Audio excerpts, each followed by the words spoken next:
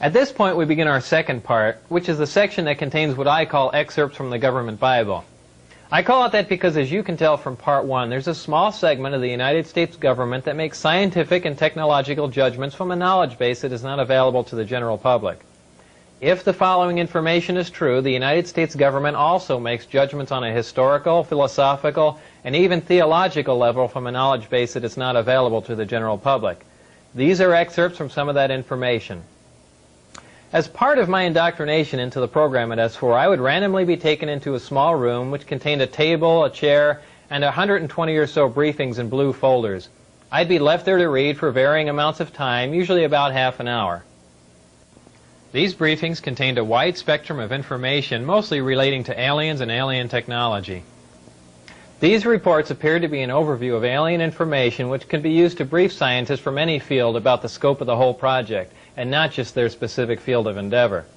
The overview of Project Galileo was accurate. I read the overview and later witnessed evidence which proved it to be accurate.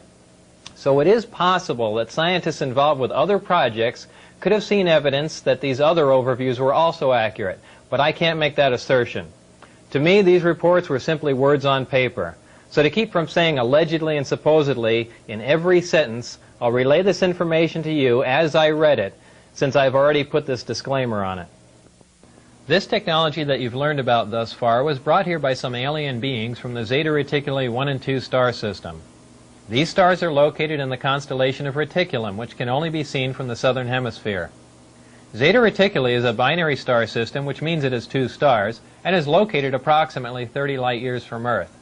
These beings are from Reticulum 4, which is the 4th planet out from Zeta Reticuli 2.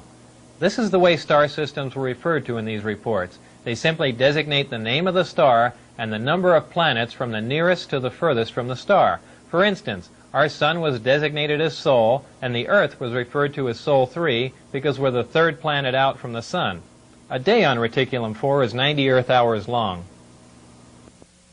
The beings are 3 to 4 feet tall and weigh 25 to 50 pounds. They have grayish skin and large heads with almond-shaped wraparound eyes. They have very slight nose, mouth, and ear positions and are hairless.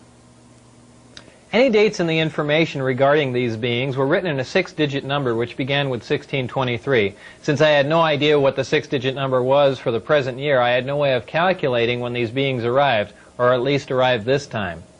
These beings said that they had been visiting Earth for a long time and presented photographic evidence which they contended was over 10,000 years old. There was an exchange of hardware and information in Central Nevada until 1979, at which time there was a conflict which brought the program to an abrupt halt. The beings left, but were to return at a 1623 date, and I don't know what that date is. With the remaining hardware and information, the U.S. government started the back engineering program. In May of 1987, some scientists took an antimatter reactor to an underground blast facility on the Nevada test site to perform an experiment. Unfortunately for them, their experiment required them to cut the reactor open, which resulted in their deaths. This explosion was explained to others at the test site as a previously unannounced low-yield underground nuke test. I was hired in December of 1988 to replace one of these men. These beings conveyed information about the capability of affecting the human brain to anesthetize the human body. This is done without any physical contact from a remote source. For this anesthesia to be accomplished, the brain has to be in a relaxed state similar to that required for hypnosis. If the brain is subject to any external stimulation like stimulant drugs or loud music, this manipulation of the nervous system is ineffective. These beings said that man was the product of externally corrected evolution. They said that man, as a species, had been genetically altered 65 times. They referred to humans as containers, yet I don't know what we're containers of. As I'm sure you now know, it was impossible for me to corroborate the information in the second section. And obviously, if this information is true, the ramifications are far-reaching, and you don't have to be a nuclear physicist to figure that out. So before I bring this to an end, there are a couple of questions I should address for you. The first one is, how did I get into this program? While working at Los Alamos National Lab in 1982, the local newspaper did a front-page story on a jet car I had built. Coincidentally, Dr. Teller was giving a speech in Los Alamos that same day. We met and had a short chat about the jet car, and I later listened to his speech. I never met Dr. Teller again, but in 1988, when I decided to re-enter the scientific community, I sent him a resume and inquired about a job. Dr. Teller responded by telephone and told me that he was no longer active, but just functioned in a consultant capacity. He gave me the name of a contact to call in Las Vegas. I made that call, and things progressed from there until I got into the program. I never got a chance to ask Dr. Teller if he remembered me from Los Alamos, so I don't know if that was a factor or not. If you use nuclear fuel, and not definitely possible, nuclear fuel is feasible.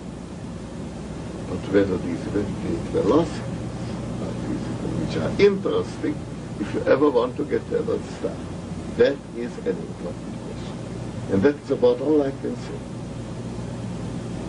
All I have time to say. And what specifically the fuel will be, I think it might be fission, more probably fusion. And both come soon.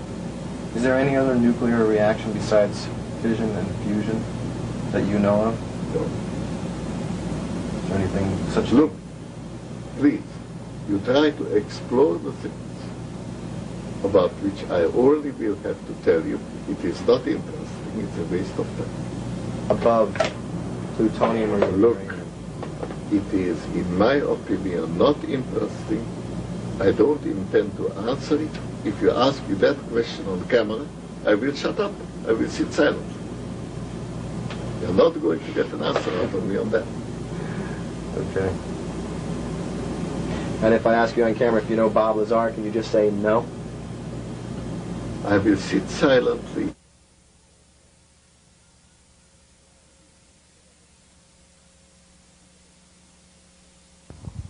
The second question is that if all I have just presented to you is true and the government is keeping this a secret, how can I make a video telling you about it? Well, the bottom line is, if there are any repercussions from making this video, it would simply confirm that what I told you is true.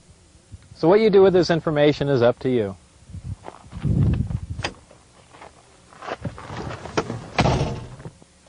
Remember, not everyone who sees a disk in the sky is crazy, so keep your eye on the sky, especially here in central Nevada, and thanks for listening.